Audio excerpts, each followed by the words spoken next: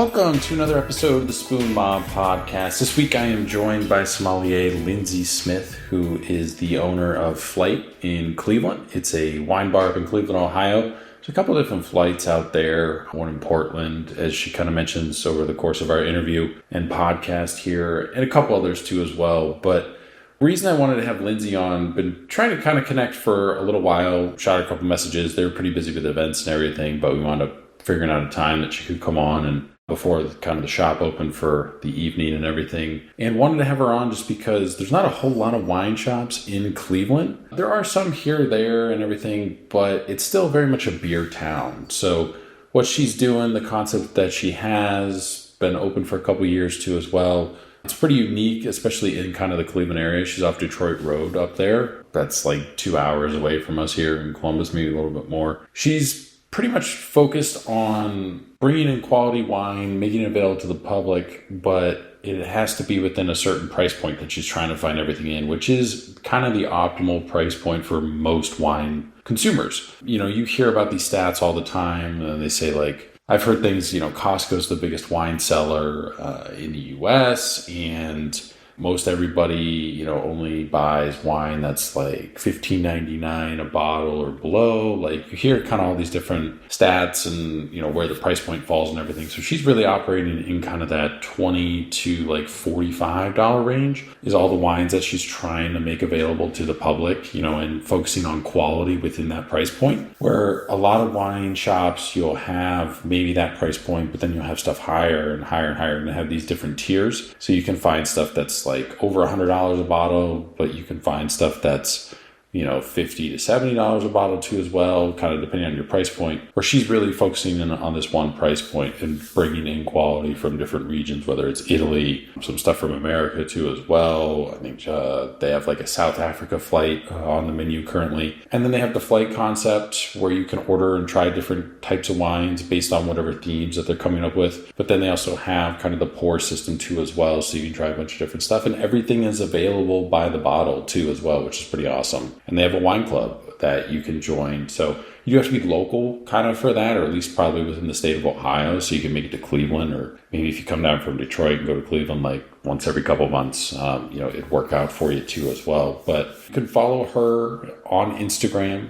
It's at Flight Cleveland. You can follow us on Instagram too as well, at Spoon Mob. All the other social media is either Spoon Mob or Spoon Mob 1. We really only use TikTok. We'll put stuff up the night before an episode comes out. Facebook, everything's linked to our Instagram account, so you can follow us there if you want, but we don't really do anything special with it. It's kind of everything that flows through our Instagram flows up there. Twitter or X, we don't do anything with. Reddit, not really too much either. We're pretty much like Instagram only, just because it kind of fits what we do and what we interact with the best until something new comes along that kind of replaces it. But you can also check out our website, spoonmob.com. We have links to all the episodes up there. We have a master page, individual pages for all the guests, food photos, wine photos, contact information, Instagram handles. All that stuff is up there where you can kind of find people. And then there's a contact portal. You can write in questions, comments, feedback. Make sure to follow us either on the podcast app that you use, on Instagram too as well. But also, we have a YouTube channel if you prefer to use YouTube over Apple Podcasts or Spotify or whatever. YouTube is currently merging Google Podcasts with like YouTube Music. So all that stuff's going to become like one service. They'll probably offer a subscription or something if I had to guess, based on how everything's going in that world. That's sometime happen early next year that Google Podcasts will shut down. So if you're in kind of that ecosystem, it's kind of being reworked, but you can find us on any of the platforms we're available. But without any further delays, here is the conversation with Sommelier Lindsay Smith, the owner of Flight in Cleveland, Ohio. Well, thanks again for coming on the podcast, taking some time out of your day and everything. I know you're pretty busy. You guys have a lot of events upcoming too as well with the holidays, and I think you guys have like a live podcast you're hosting. You have some winemaker I think you guys are having come in too as well. So I want to get into kind of everything you got going on with Flight and upcoming events. I always like to start at the beginning with everyone, you know, how they kind of first got into the industry. I think all that information kind of helps explain how somebody wound up in the situation that they're in now. So for you, how did you kind of first get involved with wine? You're from Illinois. you were kind of dabbling in the restaurant scene in kind of the kitchen area, being a chef, and eventually it pivots to wines. Kind of how did all that materialize originally for you?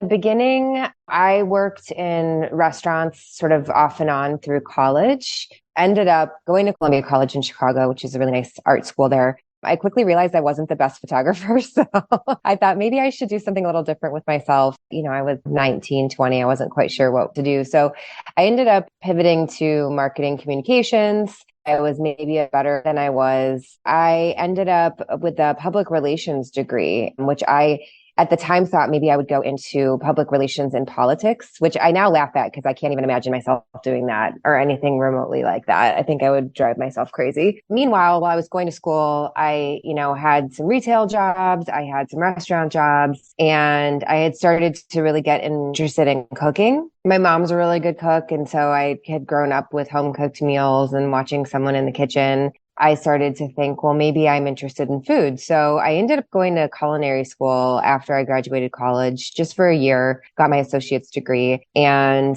was thinking I was going to go work in a kitchen. Went and looked for a lot of different jobs in kitchens, and I was getting turned down left and right. And I came across a guy who owned a catering company in Chicago who met me, and I think he met me because there was like a mutual friend or someone. I think he was doing someone a favor by talking to me. And here I was thinking I might get into his kitchen, and absolutely not. He was never going to let me in his kitchen, but he was like, "Hey, I'll buy you a suit if you want to go do sales." At that point, I really needed a job. So I was like, all right, I'll go do that. So I spent the next 6 months like pounding the pavement down in the Loop in Chicago, just trying to get in front of people who might be ordering catering. And I was really responsible for like the box lunch continental breakfast crew. Like that was the kind of catering that I was selling primarily. I wasn't doing, private parties or anything like that. I did that for a while, and I figured out that while I really don't like cold calling, I was actually okay at it. And I was pretty good at getting myself in front of people and somehow convincing them that they wanted to spend some money with me or with the business I was with.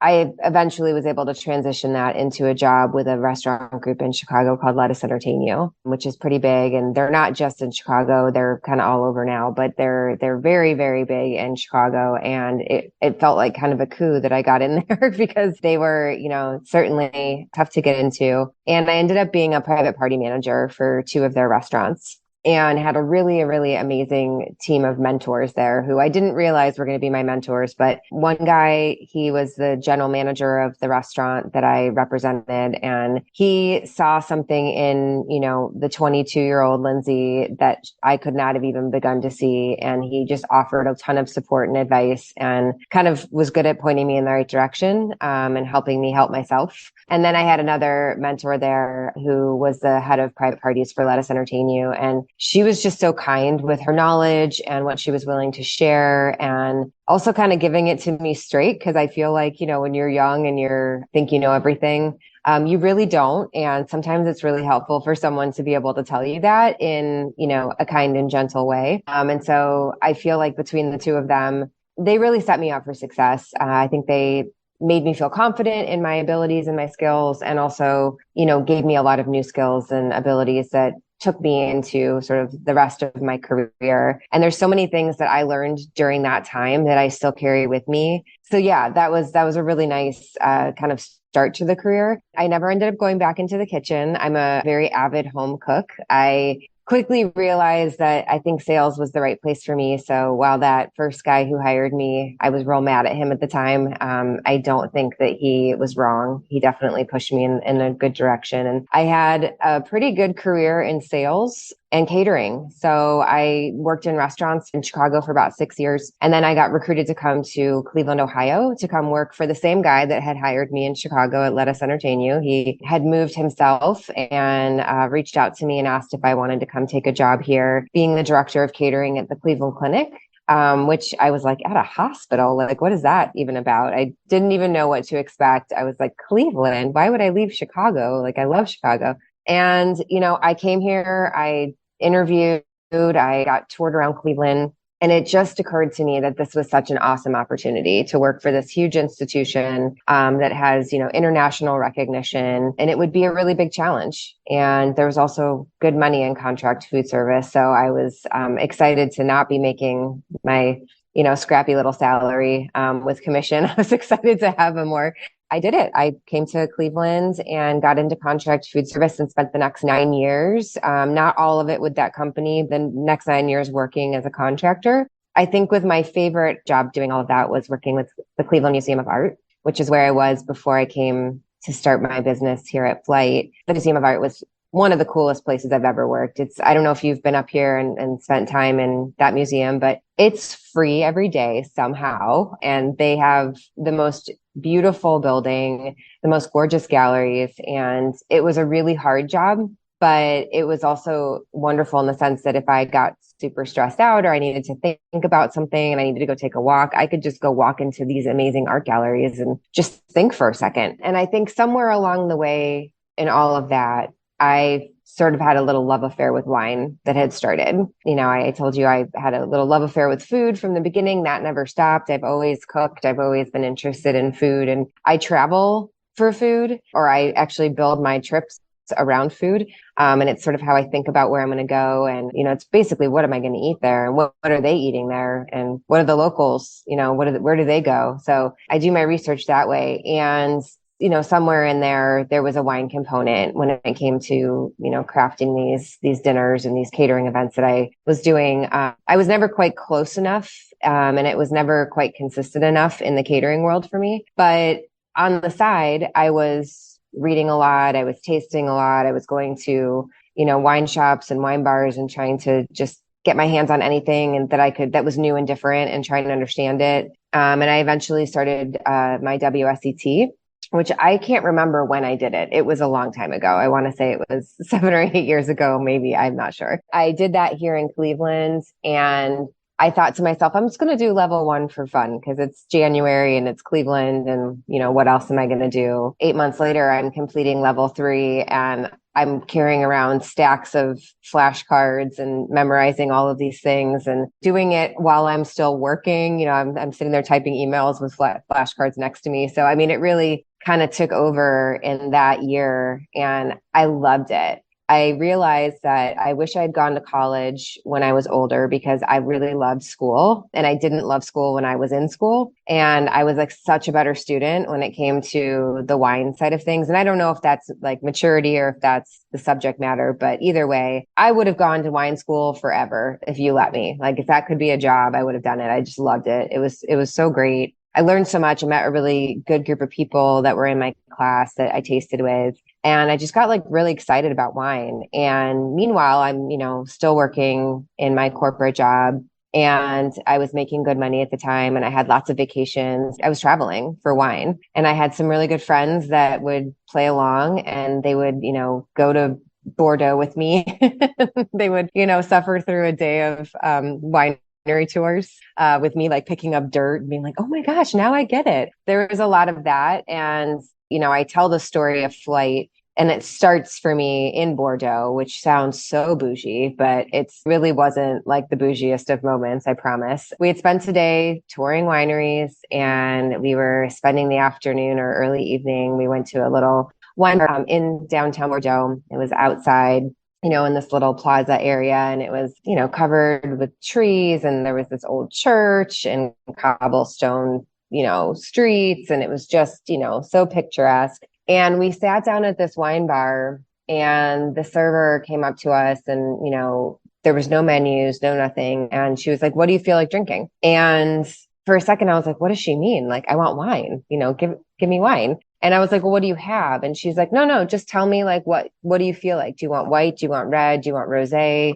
Do you want it richer, fuller, lighter? Like, what do you want? And I was like, oh, I see what she's doing. So we all gave her some sort of description. And she came back with each of us having 3 different wine glasses representing some of the things that we had each told her. And they just had a number on them. So we didn't know what we were drinking. So we had this lovely experience where we were each drinking these half glasses, these 3 different half glasses of wine, not knowing what we're drinking, not knowing if it's from Bordeaux or somewhere else in the world. our little cheese and crackers under a blanket in this lovely square in Bordeaux. And I looked at my friends and I was like, I want to open a wine bar. And this was back in 2012. We all got excited about the idea. I told them kind of what was coming to mind and sort of why this place was invoking something in me at that moment. What I loved about it was that there was no intimidation there. You didn't need to look at a menu. You didn't need to know anything about wine. All you needed to be able to do was tell the server what you felt like drinking. And if you could come up with a few adjectives, you were good. And she had you covered. And I just loved that. And she was so nice. And the whole experience was friendly and warm and welcoming. It was unlike many of my early wine experiences that were not always so friendly and warm and welcoming. Sometimes they were a little more stern, where people weren't really willing to share knowledge or didn't have the patience to answer some of my maybe dumb questions early on. And I just loved it. And so that place has never left my mind. I have always thought about that and thought about the feeling I had when I was there almost in everything that I do with Flight. Now, my place doesn't look or feel like that at all. We do not have cobblestone streets. We do not have like these gorgeous old churches towering over us. We're on Detroit Road here in Cleveland, Ohio. It's busy, it's urban, but it is hopefully sort of the beginning of that idea to create something that was warm and welcoming and that didn't require a lot of initial wine knowledge. Now, on the flip side of that, if you do have a lot of wine knowledge and you're interested in wine, there's something for you here as well. And I think that was the big thing for me was like, how do I approach everybody in the same way? And how do I meet everybody at their level of wine interest?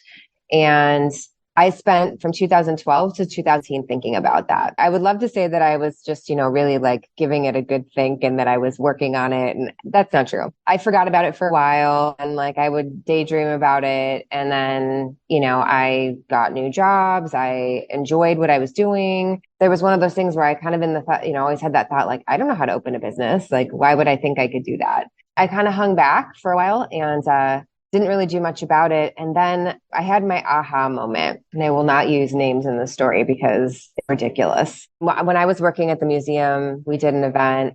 I want to say it was must have been the fall of 2016. And it was a really large event for a big company here in Cleveland. And I'd spent 8 months working on this with them. 2 days before it was realized that we had missed a detail. And if you're familiar with a traditional place setting on a table, there's not just the dinner plate, but there's also this thing called a charger plate, which sits under all the other plates and it's decorative. And, months and months prior, we had gone over to the rental company and selected all the things that they wanted on the table and everything had theoretically been ordered. However, this one piece did not get ordered. And so the day that all of the rentals were being delivered to the museum, our team had realized that they did not send any charger plates at all, which was like, God forbid. We immediately, of course, tried to troubleshoot it, figured out that there was no getting all of the one charger plate and that there was no way to make this happen. There was going to have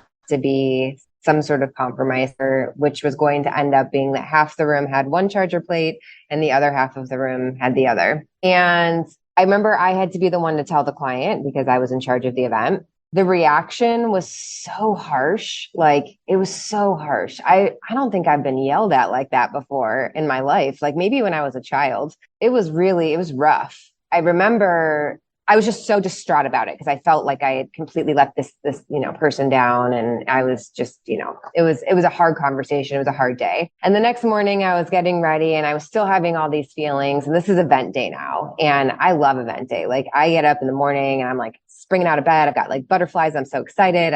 I loved putting on these big events and I'm just glum. I'm not having a good day. I'm not feeling it. I'm on the phone with my sister who lives in Milwaukee and I'm telling her about what had happened the day before. And, as I'm telling her the story, I'm starting to cry and I'm crying about a goddamn fucking plate. What is wrong with me? What am I doing? This is not life, I cannot be upset about this. I think it was in that moment that I realized that I didn't want to do that job anymore. And it wasn't about the place and it wasn't about the woman who was upset. It was just about the thing where I was done doing something that didn't bring me a ton of joy.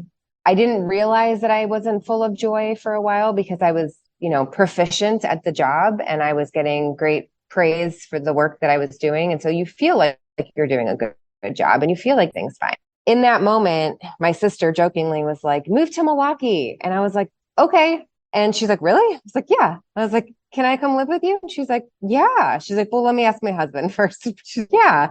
They let me come and live with them, me and my cat. We ended up in Milwaukee. I guess that was what, like the fall of 16. I think by January of 17, I'd given notice. And by April, I was in Milwaukee. And I decided to do 3 months, as I was calling it, sabbatical, where I just traveled for a little while and I gave myself a little break. I just needed to sort of unravel. I had, a trip to Jamaica to see some friends of mine get married. I had a trip down to Austin to go to South by Southwest. I had both parents who live in Florida. And then I decided to go to Germany because I was like, I'd like to go to Germany and drink some wine. I went to Germany. And after all of those trips, I was like, I need to get a job. Well, not all of my money, but a good amount of it.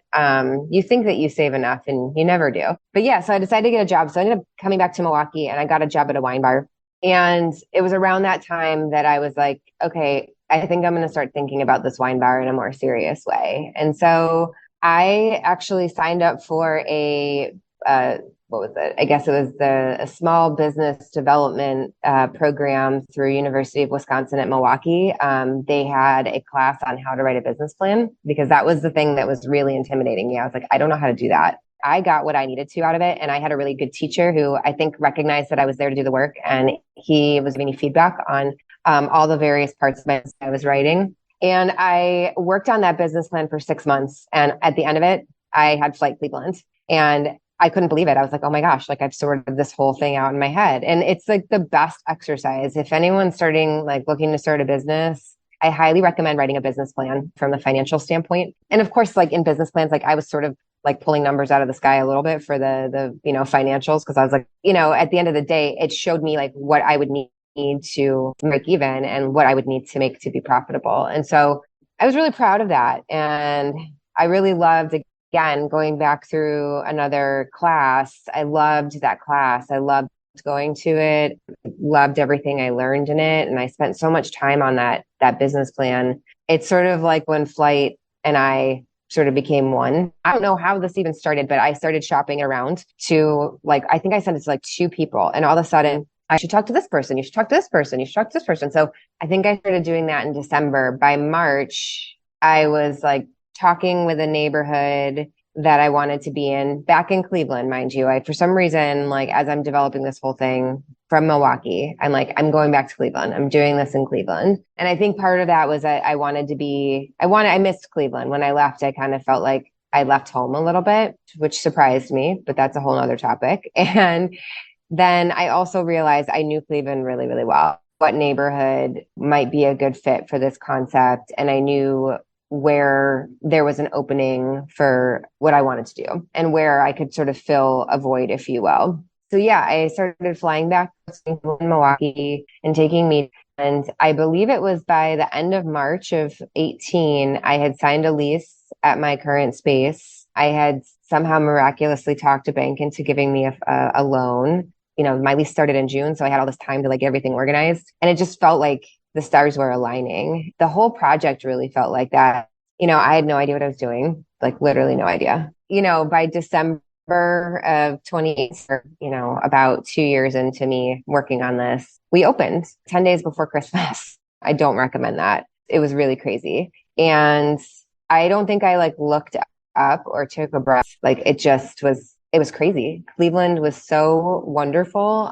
They received us so well. We were so busy. It was insane. And I had an amazing group of people who signed up. Now, I will also say that my current crew and all the crews in between have been amazing as well. But there's something about that OG crew that's just really special, because those were the days where I was working behind the bar every single day, every single night. I was there open to close. I was washing dishes, making cheese boards, cleaning bathrooms, doing whatever needed to be done. And it was really exciting. I mean, how did you decide on the name? Does it go back to the Bordeaux experience? It means a couple things, flight, tasting of wine, but also flight travel, but flight, things come in, things leave. Is it kind of just all these different meanings kind of rolled into one, and that's how you settled on the name? I remember very specifically being in Milwaukee working on this business plan, probably in my sweatpants on my sister's couch, and having like a notebook, just like page after page full of name ideas. And like some of them were so like out there and like had nothing to do with anything. And I remember sitting there, I just remember saying to myself, well, what if I just call it Flight? And it just stuck. Like after that, I was like, that's it. That's the name. It's Flight. And I started looking up Flight and to see like who else had also had that idea. And there's a few of us out there. I think there's one in DC. I actually just met, I went to Oregon Pinot Camp last year in June, and I met my sister wine bar from Bend, Oregon. They're called Flight's Wine Bar. So fun. Like she and I've stayed in contact and, share information, and it's cool. I just like that there's another one of us out there doing pretty similar things. But yeah, that's exactly it. I mean, literally it means flights because we serve our menus organized in flights, maybe a little bit more on the less literal side of things, where we're talking about the idea of travel and adventure. And I use the word adventurous a lot here at Flight because our wine list is not traditional, and it never has been. We've always sort of strayed from, what's typical and tried to move off the beaten path and show things that maybe you haven't had an opportunity to try before or haven't even heard of before. I mean, there's like, some insane amount, like 10,000 different wine grapes out there. So there's a lot to choose from, but we're very used to in the American market seeing like the same top 20 or so. And there's just so much more out there. So I've always been really committed to staying away from the things that you might find in a grocery store or in like a big box wine shop. And I've really tried to stay along the line of small producer.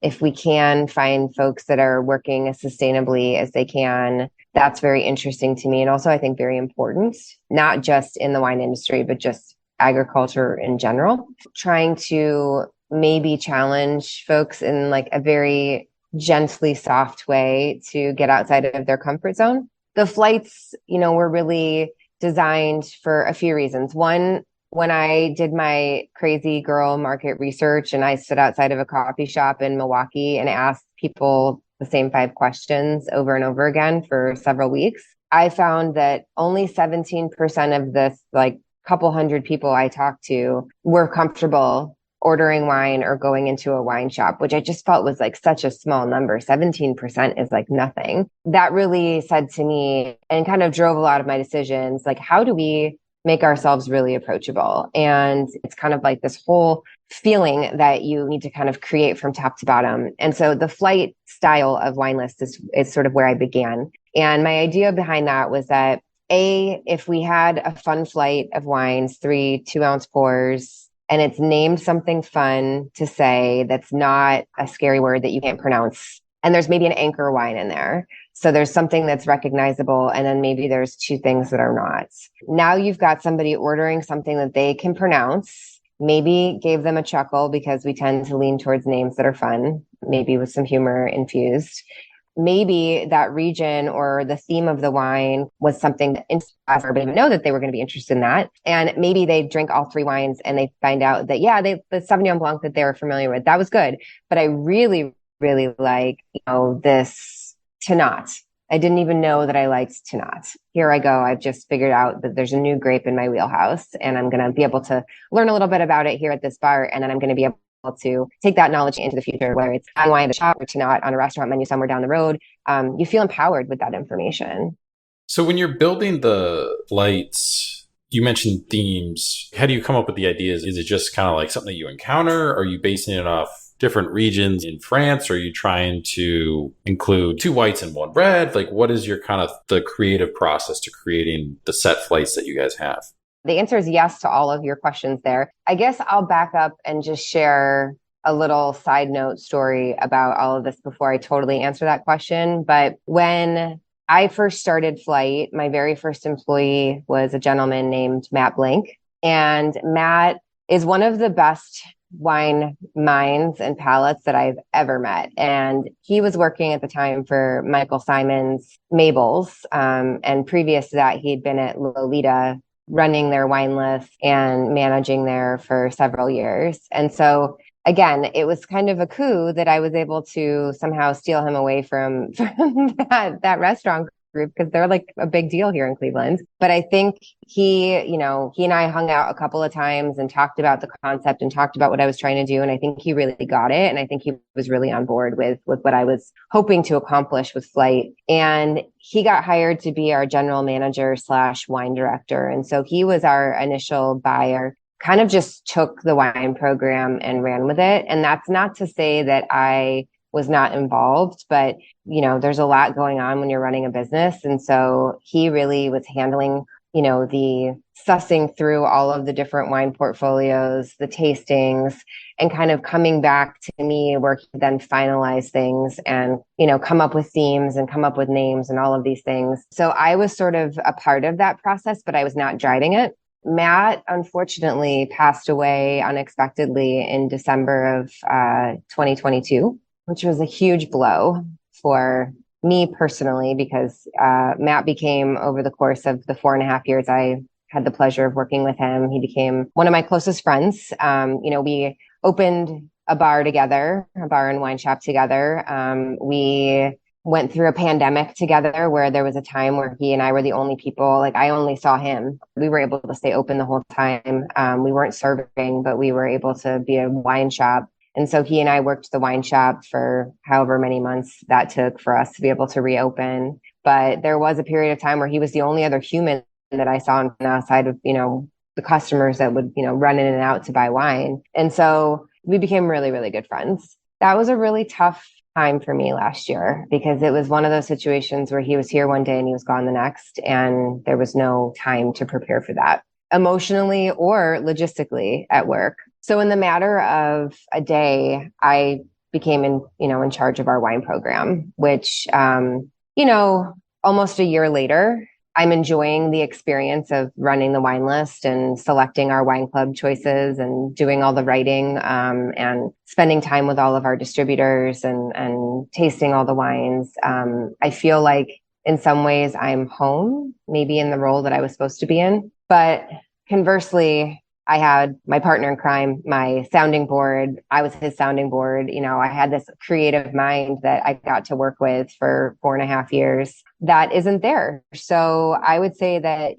to answer your question, I think initially he and I would throw ideas up against the wall and it stuck. And now I feel like it's a little bit more strategic and it also can not. So just to give you an example, I just did a wine list change in September and I'm starting to work on a few new flights now. And I tasted a wine, Italian white, the varietals Verdicchio, by a producer called L'Stafa, and they're out of the Marche region. One of our distributor importers, who is a great guy, has a tiny little Italian book that's just awesome, full of gems. He brought this wine to me and I tasted it. And it was one of those moments where I was like, holy shit, that wine is just fucking killer. Like, it's awesome. And I'm like, what could I do with this? What could I do with this? And I was like, it starts with V. I'm going to do a flight called V for Vendetta. And it's just all wines that start with the letter V. So it's like super loose, right? That's like not really a theme, but it is in the sense because we got to show Verdicchio, we've got to show Verdejo and Viognier, which are 3 grapes that I don't think get a ton of love in the white wine world, but they're 3 amazing grapes. And the ones that we chose, I think, kind of show what their spiritual homeland, like their motherland is sort of, how it's supposed to show. That's one way. Right now I'm working on a flight. There's a band called Iron and Wine. So we're going to call the flight Iron and Wine. And the whole theme of the flight is minerality. And so I'm seeking out wines that specifically either have like an iron sort of mineral. Like I want that like granite, iron, blood sort of mineral component. So that's something that I'm tasting for right now. And then sometimes those are a bit more, I guess, esoteric in the sense that I have one flight right now that's called the Ancient Ones. And these are 3 grapes that are all ancient varietals. And I'm not talking like they first became known in like 18 something or other. I'm talking like 1100 or like, further back even. I want to know that this grape was written about by the ancient Romans. We have a lineup of a wine from Campania. The grape is called Coda de Volpe, an ancient white grape that has lineage, that goes way back to the time of Christ, which is really kind of cool. We have a Merwa and skin contact Merwa from Lebanon, which again has lineage that goes way, way back. And then we finish it off with a red wine, de Moro. And this one is also from the Marque, which we talked about a little bit earlier. That to me was fun because it required a little bit more research on my part. And I needed to understand, like when I said ancient, like what do I mean by that? And how far back are we going? In the shop, you guys have, I think, 400 bottles, I think is kind of like the inventory list that you have. So all of which I think is available for sale, for purchase, retail purchase and everything, right? With that pretty sizable list, pretty sizable bottle list, how do you kind of now, since you're running it, as you mentioned, manage it? Like, what's your methodology? Because your big thing is staying within what I would call an affordable price point without sacrificing quality. Things are coming in, things are going out. Within the price point that you operate to is where a lot of wine is. But with that big net, that's also kind of a tripping point where you can run into things that are, well, it was really just like somebody else grew it, then they did the crush facility and all that stuff. And you get into like the barefoots and the whatnot. And some people like that, and that's fine. But you can get into these obscure producers that maybe the quality is lower. So how do you navigate being in that populous price point where that's where most people want to buy from too, but making sure that you have quality stuff in your list? I will say that we probably were not like at the top of our game, December, January, February. It took me a minute to find my sea legs because, when you're managing a list that has, about 40 different wines on it that are themed into these little groupings, these flights, and then you're managing a shop that includes those same wines, but and then some, you have to figure out how to pay attention to what is coming in and coming out and what people are buying. And you have to pay attention to having a good variety of all the things that you need to represent various regions and countries. And then you have to pay attention to the details of who these producers are and how they're making their wines. And, are these folks and I'm not saying that I have like a criteria, but like, I'm certainly less interested in things that are, kind of the mass production. I kind of use the example a lot when we're talking to people here about sustainable wines, biodynamic wines, natural wine, all of that. I use the example of how we all shop food. We all would love to shop organic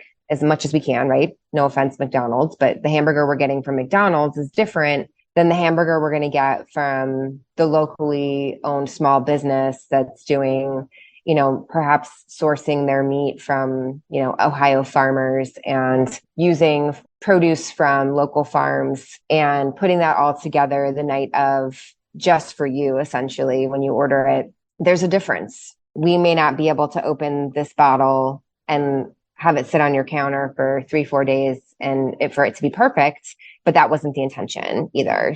So you guys have a preservation tap system, Cuvinet, in your wine bar there. You guys rotate, I think, the offerings like every quarter or something like that. What's the driver? What's the process for pulling something out of that and putting something in? Is it simply like we've run out of this, or is it this isn't really moving, or this is moving too well? Because that's its own challenge, right? Like people come in, they expect to see something there. Maybe there's something new. Did you take out their favorite thing? Why is my favorite thing not in here? Like, how do you kind of navigate using that system? I mean, the initial reason of buying the Cruvinet was that I love the idea of being able to pour this many things with, little to no waste. And that has been huge because, if I had all these open bottles, we'd probably be in trouble if we didn't have the system. So that's been really, really great. But in terms of, the way that we organize our changes, traditionally, up until really this year, we've just had set changes. So every quarter we would change half the menu and they would sort of leapfrog over each other, if that makes sense. So that way everything would be on the list. We also, are kind of running into, and this is not necessarily new, but, sometimes you put something on the list and you think that it's going to, last and there's plenty of wine around. And then, somebody from a different market buys up a bunch of pallets and all of a sudden that wine's no longer available. So there's something else in, or you can potentially just change the whole flight. So we've always been, on a schedule though. It's been, a quarterly changing, about 5 to 6 flights at a time. And I've kept up with that since Matt passed. And it's not until basically right now where I've been like, I'm not going to do it this way. Cause, here I am thinking like I have a December wine list change coming up. I'm like looking at that 2-3 week period around it. And I'm like, there's so much going on. Like I will like literally fall apart if I try and do this wine list change right now. So I've decided to do it in smaller bits. It's going to take us about 2.5 months to change the whole list, but we're going to do them more progressively. So it's still the same process. It's just sort of drawn out a little bit. We are still on a schedule. So we are on the schedule of, the flights that just went on in September. They'll be there and I won't touch them until probably March. And the ones that I'm working on now are the ones that went on in June. And so we're starting to change those one by one. I have a feeling that as I continue to get more comfortable in this role, that I'll continue to make changes where maybe it isn't so much on a schedule and on a timeline. And maybe these flights are changing a little bit more spontaneously as I find things that I want to do. But we always try and give a flight, regardless of its popularity, several months on the list, just because sometimes it takes a minute for something to sort of take off and for it to be, noticed. It's always easy for the flights that feature, one of the major grapes, the classics, Sauvignon Blanc or Chardonnay or Pinot Grigio or Cab or Pinot, those flights always tend to do well, just because of their anchor wines. But it's, the wines that, maybe don't have that anchor wine and that are a little bit more off the beaten path, sometimes it just takes people a little bit to warm up to it. So, we like to give everything its fair share. But I think also the fact that we are organized by wine flights, and most people will come in here and start with a flight and then maybe choose something in that flight that they want to do a glass of, or maybe they'll do one and done and just grab a bottle or, whatever that might be. But I think the flights help all of the wines get tasted pretty regularly, if that makes sense. Whether they get reordered, there's certainly wines that are like the runaway favorites and, wines that are not striking fancy with the people right away. But, we always try and hype up some of the things that aren't doing as well, especially if we know them to be like incredible wines. So it's, sometimes it just requires a little help from our team to kind of get people excited about that kind of stuff. So with the wine club, flight club that you have, it seems like any wine shop pretty much has a wine club that you could join. But yours is a little different, where you've structured in kind of these additional perks to someone's membership. It's not just $40 a month, you get 2 bottles, or whatever. Like you've included some other things that you guys do, whether it's discount on your first flight or early access to any events that you have coming up. When building out the wine club aspect, did you look at other wine clubs and try and figure out like what is missing? How can I differentiate myself from those? Because it's becoming, I just feel like there's more and more wine clubs and it's getting harder and harder for people to choose what 1 or 2 or maybe 3 that you are a part of. Definitely. I mean, I think that for me, the first thing I paid attention to is price. I know that I would, love to be in a wine club, but I don't always have the funds to support that habit. And so I really wanted there to be a level of offerings. So people could be in the wine club and they could be at a membership level that works with their budget and still participate and be part of the club. And then, for those that maybe have a little bit extra room in their budget or entertain more or open more bottles, they can, go at a higher membership level and get more bottles and, they too are being satisfied. So, I think the various levels of membership and the various price points that they each represent, I think there's something for everybody. I don't know. I was thinking about this because a lot of wine clubs, you can be, you can say my preference is reds, my preference is whites, or you can say mixed. And I just thought to myself, like, oh my gosh, like that's going to be a lot to keep track of, and to like figure out how to do all of these different things. And ultimately, I really wanted us to have the leeway to kind of pick and choose things that we thought were really cool. So we're dealer's choice. We give you the same thing. All the members get the same wines. There's a variety of different things that go into these packages, and we do everything from sparkling to white to rosé and beyond. And so we're trying to maybe open people up to more things than just their preferences. And at the very end of it, if you are just like, I do not drink white wine, then so be it. That's totally fine. But now you have a bottle of white wine on hand for your white wine drinking friends that come over, or you have a gift to give somebody, or whatever that might be. I think most folks like the variety. And with that, with the flight releases, they get tasting notes and producer notes, and we do recipes now where we're actually including some things that we think would be fun for people to cook alongside these different wines, and suggesting the pairings. And so, yeah, I think that I always continue. I literally was driving in here this morning because this is Flight Club week for October. So our release is happening right now. And I'm already thinking about January. I'm already like excited because that's our next release. And well, that's not true. Actually, our next release, we do an optional Thanksgiving one, which I am very excited about. I can't tell you what's on the list because just in case one of them listened to it, I don't want to spoil the surprise. I feel like this lineup is like one of my favorites that we've done. So I'm very, very pumped about that. But I'm always thinking about the membership, because the membership, our Flight Club members, they're the most engaged customers we have. They come to our events. They're part of the club. They come visit us in the wine bar. They come shop with us. They're just so engaged and so supportive. So the more I can do to make their membership feel worthwhile and special, I'll do it. I'm constantly thinking of things that we can do to sort of entertain and hopefully delight them, just because it's kind of a special thing to be part of a wine club. And I think just getting a bag of wine is fine. But, if you can do a little bit more and make it a true club, I think is kind of a little bit more fun. But I do love Flight Club. I love Flight Club releases. I love that we get to see everybody. Yeah, this is one of my favorite weeks of the year. It's a lot of fun.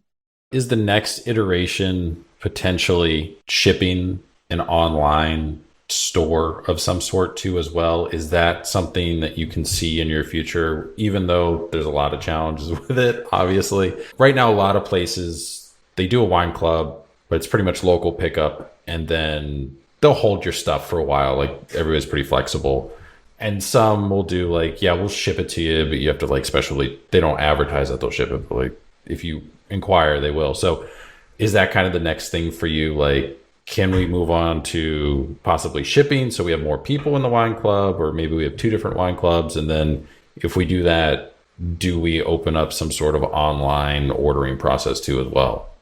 So we actually explored the online avenue during the pandemic. And at the time, what scared me was that, if somebody, like our shop is small, we only have so much inventory on certain things, sometimes at my discretion and sometimes at the discretion of like, that's all that they had of this wine. And I just bought it all. And like, what's here is here. And when it's gone, it's gone. About, buying something online and us not getting it off the shelf fast enough. And then, someone buys it in the shop and then it's gone. And now we've like messed up someone's order. So that's one of the reasons I didn't go online, during the pandemic. And we kind of did it a little bit more old school with like call-in orders or emailing in orders. And gosh, our customers are so trusting. They'll send me a message and say, I need a mixed case of reds, everything from light to full body. This is my budget, and just put something together, and they just let me put it together, which is like so cool. I love that. But then of course there's our people who are like, I need, 12 of the same bottle. And like, that's something that we don't always have on hand. So I think that, the online market is really interesting to me for sure. There's a lot of hurdles to get through, I think, especially here in Ohio. It's something that I would look towards perhaps in the future and kind of increase our retail footprint. Because I definitely have people who are like, oh, I would be in your wine club, but I don't live here. It's like, oh, shoot, there's a customer that, wants to participate with what we're doing, but can't. So yeah, there's definitely, thought as there was like two of me, maybe we could get more of them done. But yeah, it's that'd be a really cool one, I think, especially to expand Flight Club.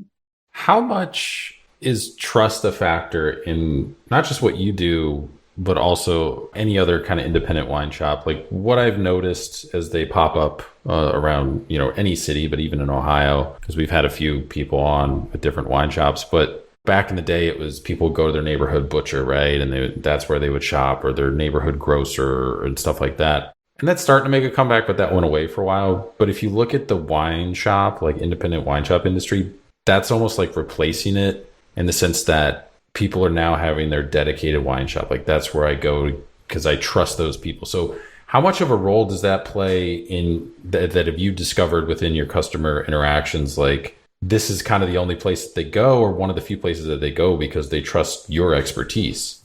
I mean, I think that is a huge part of like our ethos in general, was that I wanted to have a, small curated shop and wine bar list that our team could, feasibly learn and, get good at, then share that information, genuinely and articulately in a way that will put people at ease. And I think one of the things I train when we hire new people is like, we just cannot wrong foot people. So if they say, you want a full red and you give them a Pinot Noir, we haven't done our job now, And so I would rather, if my team isn't sure how to answer the question, say like, so-and-so has a better idea of what Spanish, our Spanish collection or whatever it is, than to wrong foot someone at home with something that they did not ask for.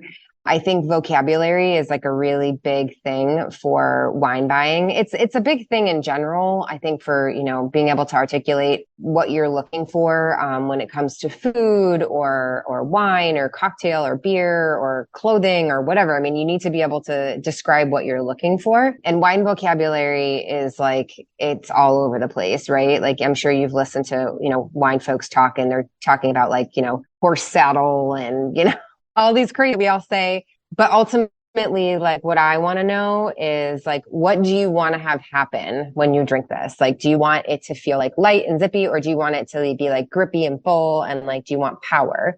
And like, if we can kind of digest some of those terms and kind of whittle down to what you're asking for, I think we can get something really cool in your hand. Conversely, it's my job to make sure that the stuff I'm putting on the shelf is of good quality, and that the team here knows what to expect and knows what we have here. So I certainly don't expect, all my employees to know all 400 bottles in the shop. That would be insane. But I also do expect that, like, if someone needs something from the Veneto region, like we know generally, like we know where that is in the shop, that we know, which wines we have there and stylistically what they all represent. And our team does that really, really well. And I think that we have definitely built up a reputation as like the neighborhood wine shop.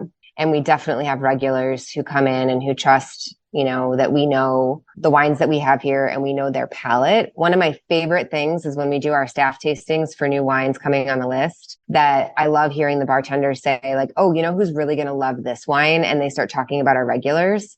And I love that because they know exactly what they're going to introduce to these folks when they come in to give them a great wine experience. And so that to me is really exciting. And I think that because we're a small shop and a small bar and a small team, and we know our customers really well, that we've been able to be really successful with that trust factor. Have we gotten it right every time? I'm going to say probably not, but like, I'm hoping that whatever we sent that person home with, that they still like enjoyed. It may not be the exact thing that they wanted, but hopefully they still enjoyed it because it was a good, well-made bottle of wine. But that's what we're striving for every single day that we're open. Absolutely. Every single time. Is there a wine region or style that you're looking forward to either focusing on or incorporating into the wine list in the future that maybe you haven't or have dabbled with a little bit, but just haven't gotten to that point where it's really been something you guys have explored or done a lot with? Yeah, that's a really good question. Man, because we've been all over. I mean, some of, we didn't talk about this in great depth, but some of our wine flights are regional. Like right now we have a flight on that's called Cono Sur, which is referring to the most southern tip of South America. Specifically, we've got a wine from Chile, Argentina, and Uruguay on the list right now. And we've deep dived into each of those countries.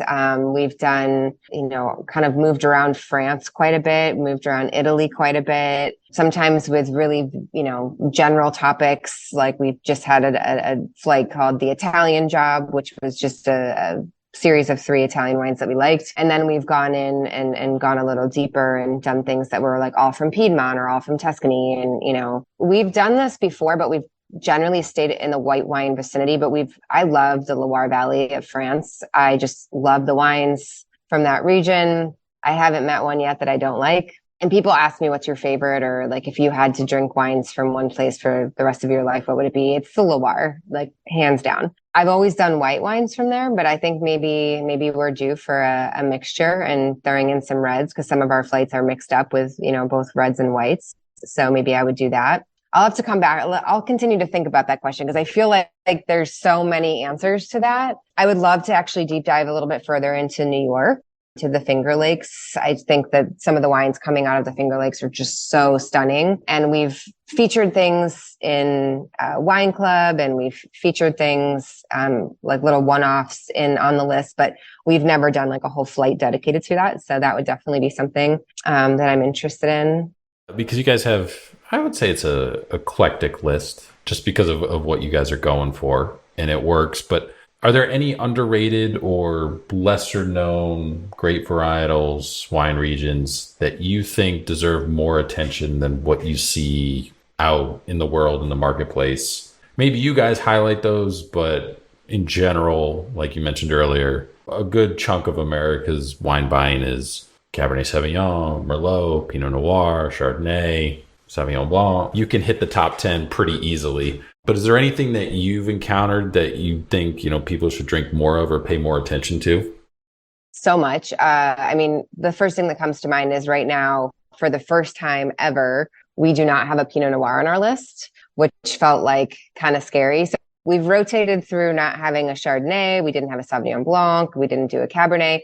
And I've sort of been tinkering with that, just because I think we've now established ourselves as the place you don't come in and just start calling grapes. Like, give me your California Pinot, or give me your, Oregon Pinot. Like, it's very rare that people come in here asking for things like that. They usually will wait and look at the menu and see what we have and ask questions. But we don't have a Pinot Noir currently, which was an interesting, I got a little nervous about it, truth be told, because going into the fall without a Pinot felt kind of crazy. But we have a Gamay from Oregon, which is really fun. So Gamay being the grape that's most famous in Beaujolais.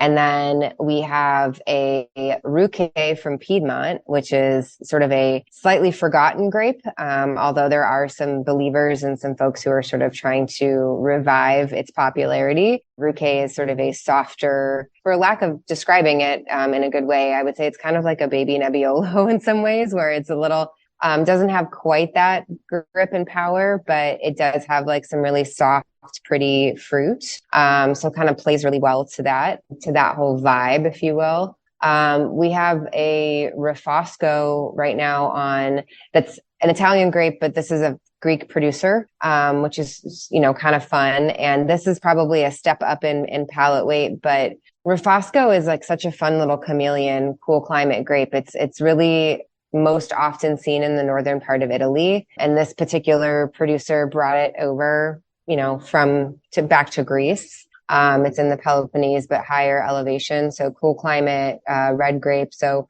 smooth and, sort of brooding dark fruit, but real smooth and almost like a little light on a finish. And so, yeah, I mean, those are just a couple of things that I think would be things I wish people would pay more attention to. But I think the grape that to me gets like the hardest rap, and that probably everyone should drink because it's just so amazing, is Riesling. Love Riesling. It is like you can drink it every which way and they're all delicious. And it is probably one of the more like complex, nuanced grapes. There's just so much going on there, and they can express in such different ways depending on where they're from.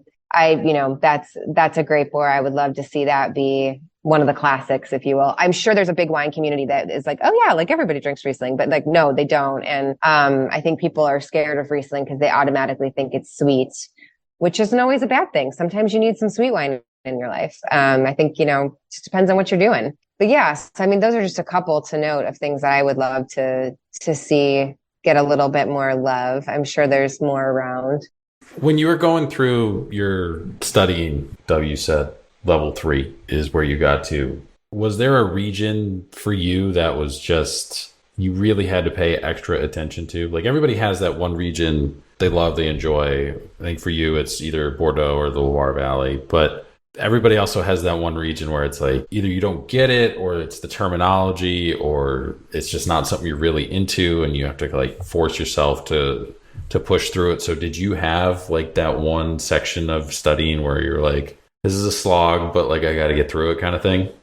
There was things that felt more challenging for my brain to absorb than others, and not for any reason of my love of those wines. So like Burgundy is a very complex wine region to learn and to really understand. I feel like I'm still fighting the good fight, trying to really wrap my head around Burgundy. And I know a lot of my wine nerd friends are also doing that. But I think that's one of those regions you could just spend so much time. I don't know. I mean, I know that there's people who are masters of various things, but to me, that's one region that wasn't a slog because I love the wines of Burgundy. It definitely felt like a challenge. Like my brain just didn't want to compute for some reason. I don't know why. I would say that like parts of the New World also felt like that for me.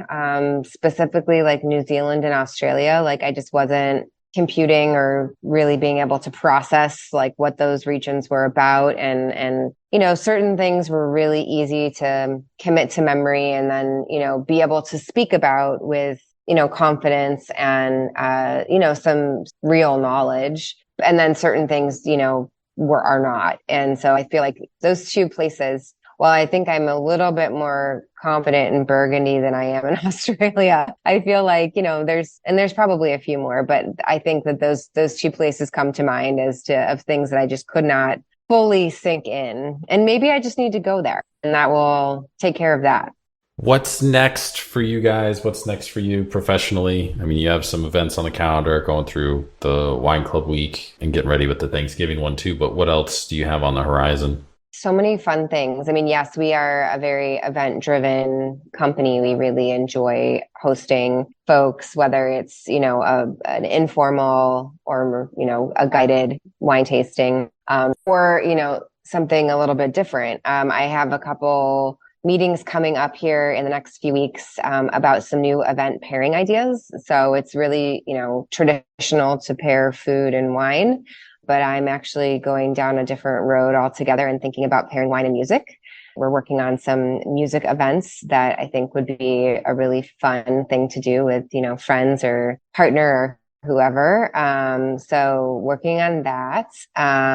There's always been this idea and this hope that we could travel as a wine shop and bar. So conversations are happening around how we could maybe take ourselves and our customers who are interested on a trip. So that's another sort of arm of what we want to do. And then there's always just like, innovation within the shop and within the bar and, how we can add new programming to continue to hopefully entertain and delight. We have some new things coming onto our menu over the next couple of weeks, including a few classic cocktails. Nothing crazy. We're not going to be a craft cocktail bar, but just adding on a few of the classics to help get us through this cold Cleveland winter. And, just continuing to sort of innovate with some of our existing partners. I did a really fun event last night. It was a wine and chocolate pairing for a client. And our chocolate partner is a group called Sweet Bean Candies here in Cleveland. And she's got a very similar story to mine. And we've collaborating for many years now and just had a really fun event last night. And the idea of pairing chocolate and wine, can be pretty traditional. But I think what we put on last night, and it was really great to watch people interact with those things that we created for them. Coast Grenache Rosé paired with a feta and pink peppercorn bonbon. I've never had cheese in a bonbon before, but I will tell you it was absolutely delicious. And with the wine, It does that thing that food and do together, which is they come and there's harmony somewhere on your palate that's just really, really fun. And it was really great to kind of see people interact with that and to see people who probably were like, feta and a bamba and come up to us and say that was my favorite pairing. Just those sorts of, collaborations. So we got a handful more questions for you, a couple specific ones, and then we got 10 that we ask everybody at the end. So it's a compare and contrast across all the episodes for the listeners. This next question comes from the previous guest on the podcast, Dean Forth, who is the beverage director at Sushi Nakazawa in New York and DC and also LA, which are going to be opening soon. He left behind for you. If you had to drop it all, drop everything, and start over right now, what would you do? I think if I had to drop it all and start anew, I think I would want to have a store that allows me to cook. I think I would want to I have this idea in my head. It's like a silly little name, but you never know. You might see it in the future. Maybe you'll have me back on with this concept, but I have a noodle concept, that I would love to do. And it's just noodles from all around the world, different recipes that I have played with throughout the course of my life and, gotten them to the place where I think they're pretty fantastic. The concept is called Nudes, and I would love to open my little noodle shop. And I think I would like to do that somewhere that's warmer, probably somewhere that's maybe a little bit more beachy. I think, I love the Midwest. I love being on the Great Lakes. I'll probably live around the Great Lakes for my whole life, I would imagine. I've always had the idea of like living in like a small like coastal town, and that could still be like, maybe it's still like a lake town, but a small town with a cool little shop. Maybe once a week have like a noodle pop-up day, that kind of thing. So something I can walk away from perhaps like a little bit more easily so I can go try and do all the things. What's that question you want to leave behind for the next guest? It can be anything. If money was no object, you did not have to worry about that for the rest of your life, what would you do? You don't have a job. You don't have to you have no responsibilities. Like, what would you do? And I guess it's kind of similar to what was just asked of me. Perhaps some people have answered like with the money, like I would do this with that money. And some people have answered more like I just did with the question that was a little bit more direct. So the next question comes from one of our listeners. They wrote in, what's one wine in your current inventory that you wish more people would either try, drink, buy, select? I would love people to come in and ask more about Cabernet Franc from the Loire Valley. And I just put a really nice Chinon by Bernard Baudry up on the shelf. And I really would love to see people come in and get excited about that. So this last set of questions, like I mentioned, we asked everybody who comes on the podcast. So nice compare and contrast across the episodes. So who would you say is the biggest influence on your career looking back on it thus far? Probably my dad, entrepreneur his whole life for the most part, and has been a really, really great sounding board and support system for me as I guess in some ways try and follow in his footsteps. Totally different industry, but I would say that he's definitely been someone that I've had in mind as I've gone through this whole process. And he's been there kind of every step of the way, offering support and advice when asked. So I really appreciate that.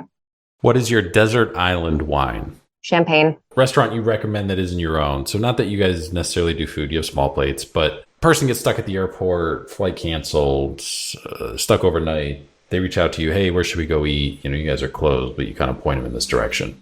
I'm going to go with Jimmy Pizza Place here in Cleveland. It's right around the corner from their pizza is amazing. Hands down, some of my favorite pizza in the city. But it's the energy of that place. Like you walk in there and you feel like you've just walked into a party, and there's like pizza and there's wine and it's loud and it's like homey at the same time.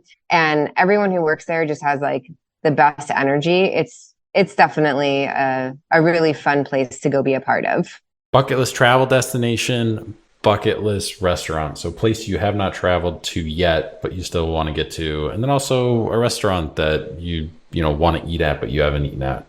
I would really like Bali. I know that's like not even a wine thing, but I would really like to go to Bali, and I would like to do like one of those cool like yoga retreats there and just like completely get wound down, if that makes sense. As a business owner, you're just like up all the time and you're on and you're thinking and you're like creating and there's just always stuff happening. I would love to just check out on a beach somewhere pretty, I don't know, do yoga all day. That would be probably my destination and my restaurant. That is like Berlin, because I lived in Chicago for so long and I was also like really young and had no idea how cool that restaurant was then or the funds to eat at that restaurant by any means. So I would like to see the show. You don't work in restaurants anymore, but when you did, what was the craziest thing you saw happen while you were working? That one thing that like you still can't believe just happened. Like it still comes to mind. I think it actually happened here. So this was like in our first year at some point. I was on the floor. I think I was washing dishes and one of the bartenders came around to me and she just kind of looked like a little, are you okay? Like, what's going on? And she's like, I need you to go over to Tim. She's like, I need to warn you. She's like, do you have a weak stomach? And I was like, oh gosh, what am I walking into? I was like, I don't know. We'll find out. So like I went over there. One of our customers had thrown up on the table and her friends were still sitting there with all of the stuff on the table. They had a bunch of cheese boards and dessert boards and stuff. And the food's all there covered in vomit. And they were like, do you think you could replace this? Like looking at me like I was going to give them new food because their friend threw up all over everything. Meanwhile, friend is like nowhere to be found. Like they're not concerned about her at all. And I had to literally convince them, like, you need to get up out of this table. Like, I need to clean this. Like, this is not okay. And I just remember thinking to myself, like, these people are so clueless. Like, what in the world? Why would you? I would say that was probably one of the crazier things that I've seen. Just because people, man, they do. I mean, there's a lot, but that one I think was the one where I could not get over it. I thought it was so bizarre. Food or drink guilty pleasures or anything, fast food, candy, whatever, that, is fairly unhealthy for you, but you just can't help yourself. I have a secret love affair with the Olive Garden. It is one of my favorites, and I can go get down with salad and breadsticks, like no problem, anytime. So I would say that is probably the guilty pleasure for food. And then for like candy or snacks, I love Cheetos. Like I love Cheetos so much, but I will not eat them at all. And I usually don't even let myself think about them, but I do love them very, very much. So this next one is wine recommendations. So we kind of broke this out into 4 different categories by price point. So $0 to $20 a bottle, 0 to 50, 0 to 100, then over 100, no limit. And kind of focusing on what are things that you think people should be drinking, people that are somewhat interested in wine, they don't have the entire scope of knowledge, but they enjoy wine, avid drinkers. Like, what do you think they should be looking for, when they're purchasing wine, in those categories? So starting off with 0 to 20, what do you think people should be out there drinking? Gosh, 0 to 20 is like, I actually am carrying a really fun bottle of Sangiovese in the shop right now. It's on our 13 under 13 shelf by Poderi La Vigna. It's basically just really young, soon to be Brunello vines. And oh my gosh, this wine it's $10 a bottle. And it's one of the most stunning things I've drank recently. Like I can't stop thinking about that wine. Whenever I'm like feeling like I need a good Sangiovese, like I keep coming back to it. So again, like, part of the thing about having your local wine shop is like, you need to have someone who's like tasted a bunch of different things to be able to be like, these are the good ones. But yeah, I think that there's definitely a lot of good value, in Italy for sure. And I mean, I would say France and Spain as well, but I would say that Italy more often than not, I tend to find bottles in that price range that are like summers. 0 to 50. I feel at this point, maybe we go like into Spain and I think because I love Spanish wines and I'm thinking like some stuff from Ribera del Duero, Tempranillo based stuff, some things from Rioja would be really nice. I mean, and like Gran Reserva Rioja, usually you can find, I mean, not all of it, but some of it you can find, under $50 and it's like stunning wine. If you like a bigger, fuller style of red. So Viña Ardanza, I love, pretty much everything that they do out of Rioja. And they also have some properties in Ribera del Duero as well. I also really, really love wines from Galicia, particularly if they're made by a gentleman named Raul Perez. I think that he is one of the more interesting winemakers to kind of keep an eye on in the current climate of this world. And he's based out of most of his wines come out of Bierzo and then also out of Ria Spicious. And so I feel like he does some really beautiful things with Mencia and with Albarino. And I think that we're kind of in that range for him, that 0 to 50 for sure. 0 to 100. This is where I would probably head back to Burgundy. You know, I've had a couple folks drink wines from Burgundy and come back and be like, I get the hype now. And there is something extremely special about the wines of that region. And we don't get like super pricey here with our Burgundy. Everything that we carry is usually under 50. But if you can get into some of these sort of smaller plots of vineyard, and you can get to some of these producers that are doing, you know, either not necessarily single vineyard, but single plot or single, you know, property type bottlings. And you can find some things that maybe have gotten a little bit of age on it. I feel like you're in for quite a treat. I would also think that mention of Northern Rhone as well. I think that you're kind of in that you know ballpark when you're going on pretty much everything by J.L. Chave. So I feel like if you could find pretty much anything that they make, and they have a range, I feel like you'd be in good company with that bottle. And then over 100, kind of no real limit.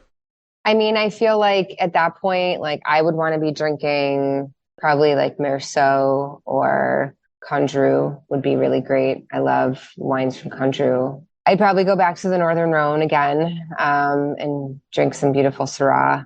Yeah, I think those are the wines where I would start getting excited to buy some of those wines from those regions. What is one book focused on beverage that you think everyone should read? I think the book is called American Terroir. It basically talks about like terroir and agriculture in the United States. And I just thought the whole thing was really fascinating, and sort of thinking about sometimes things outside of the wine world and why things are planted in certain places and why they do well. I think it's a lesson in just agriculture in general. So I think that would be something I would recommend if people are trying to understand why things do well in certain places. I think this is a good book on it, kind of breaking that down. And finally, I'm a Anthony Bourdain fan, but not everybody is or was. If you were, was there a moment, episode, scene that still stands out to you about him? If you weren't, was there anybody else who was on TV, you know, whether it was a cooking show, an Emerald, Julia Child, a Martha Stewart, or anybody who was on TV in kind of the cooking or travel space that you kind of gravitated towards when you were coming up through your career? Yeah, I mean, I definitely was a fan of Anthony Bourdain as well. You know, obviously I read the book, I watched the shows. I don't know if there was like one particular episode that stood out for me, but, you know, I also have like a terrible memory for television. So that's asking me a question I probably just can't answer.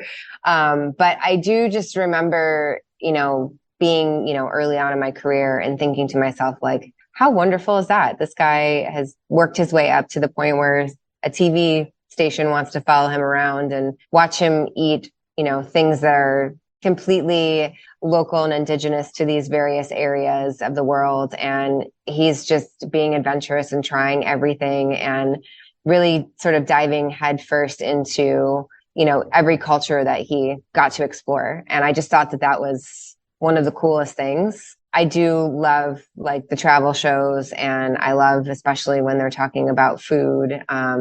So yeah, I think that he kind of hit the nail on the head for me with that. And then just sort of like, I don't know why I like her, but I really like Ina Garten.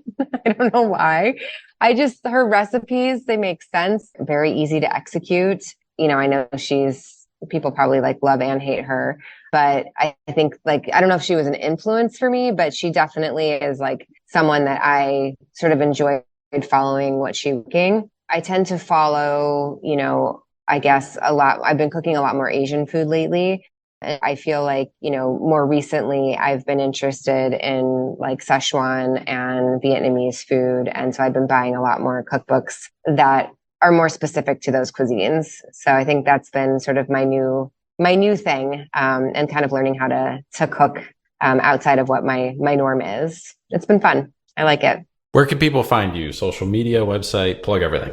All of it. FlightCleveland.com, on Instagram at FlightCleveland, on Facebook, Flight Cleveland, our email, wine@flightcleveland.com. We're located just outside of downtown Cleveland in the Gordon Square neighborhood. We'd love to hear from you. Come see us. You guys are open Tuesday through Sunday, mix of 3 to 10, and then the weekends kind of 2 to 11, 2 to 8. If you want to do an event with you guys, reach out to the email, check out the website. You can join the wine club there too. And then also you guys got a running list of upcoming events on the website too as well. So, but this was awesome. Thank you again for coming on. There's not, I think, a whole lot of wine shops that are in Cleveland, but even less so doing what you're doing, the nuanced theme that you have and kind of approaching it a different way, but still giving people who are interested a different approach to it, kind of breaking down the barrier of, I think a lot of people aim to break down that kind of stuffiness of wine and how it kind of gets sometimes to this level that like people just don't feel comfortable, like you mentioned, or approachable. And it's very easy. When we were in New York, we went into a wine shop. I forget the name of it, but it was somewhere in the West Village, and it was like 2 floors. And like, I know stuff, and I was walking through there and I'm like, this is a lot. I was like, I'm looking for like 2 specific things. I can't find the section. I don't really want to talk to anybody right now either. Like, I know where I could probably find this somewhere else in the city. So like, I'll just go there. But yeah, you run into that, and kind of the format that you guys have is really awesome. So looking forward to stopping in and checking you guys out next time we're back up in Cleveland. So got some family in the area and everything. That would be great. Thank you so much for reaching out. I honestly have never had a year quite like this, but it was really nice to come on and chat with you about Flight. And so thank you for that. Big thanks again to Lindsay for coming on the podcast, taking some time out of her morning to come on before kind of the shop opens and everything. And they start doing events and having people come in for food and drinks and everything. So again, you can follow her on Instagram at Flight Cleveland. Check out their website. They have events, upcoming events and everything. They kind of have a wine list up there too as well. Flight lists, all that stuff you can find there. You can join the wine club too as well if you're in kind of the Cleveland area, or make it to Cleveland once every couple months. Or you can participate in the wine club, since they are pretty much a local wine club right now only. If you're in the Cleveland area and you get a chance to stop in, they're off Detroit Road. They'll just look them up in their hours and everything. Stop in, have a glass of wine or two, grab a bottle or two, and enjoy kind of what they're doing. So we're excited to be able to make it up there soon in the next month or two, up to Cleveland area, and stop in and see some of the people that we've had on the podcast, whether it's Lindsay at Flight or Vinny at Cordelia. So super excited to see all those folks here in a little bit. But make sure to follow her on Instagram. Follow us on Instagram too as well. We're at Spoon Mob. Check out the website, spoonmob.com. Follow, subscribe to the podcast wherever platform that you use to consume podcasts, Apple, Spotify, YouTube, whatever. You can find us on everything and anything. Make sure to write in questions, comments, feedback. We'll incorporate those into an upcoming episode. We also have a mailbag that I'm working on that we're going to drop that episode too as well. Bunch of kind of questions we haven't been able to integrate into an upcoming episode with a guest, and also some questions that were directed at us too as well. So we're going to answer all those for everybody. Don't think I'm going to read who the question is from for each one. Some of it's Instagram handles, and then some of it's like email addresses, but it's like user X791. It just doesn't make any sense. So we'll reply to those people individually that we answer their question in the mailbag episode, so they can find it. You can still write in and everything. So if you write in anything now, off chance that it'd be included in the mailbag episode, most likely we try to incorporate it in an upcoming episode. But keep that stuff coming. It's cool to see the engagement, cool to see comments and messages from people who've listened to episodes that are super excited to see the guests featured. And we've had a lot of first time podcast guests recently. As soon as the episode starts, they're like, yeah, this is the first podcast. I've never been asked to do one or done one before. So hopefully it becomes kind of the gold standard for those people, and any future podcasts that they do, they kind of always compare it to their experience on Spoon Mob. But you get a chance to stop in any of the establishments that we've featured over the course of the last 3 years. Make sure to let them know that you heard their episode of the Spoon Mob podcast when they were a guest. Help support them as much as you can. We try and support everybody as much as we can too as well, anyone who comes on the podcast. So always an open invitation for those folks and everything. We try and feature them on our Instagram stories, reshare, any upcoming events, new dishes, all that kind of stuff too. So you can keep an eye out on our Instagram stories. And if you're not following them or stuff gets lost in the shuffle, they keep changing the algorithm for Instagram. So it gets kind of weird with trying to find stuff. I know I miss stuff too as well. People send me stuff and I'm like, I follow that account and I didn't know that was going on. So, but that is it for this week. If you've been here for a while, thank you for your continued support. If you're new, welcome. Hope you've been enjoying the last few episodes wherever you kind of jumped in. Make sure to check out the back catalog when you get a chance to as well. A bunch of people on from different parts of the country, not just Ohio and Cincinnati and Columbus and Cleveland, but had people on from across kind of the nation, a couple international folks too as well. That is it for this week. New episode back on Thursdays next week.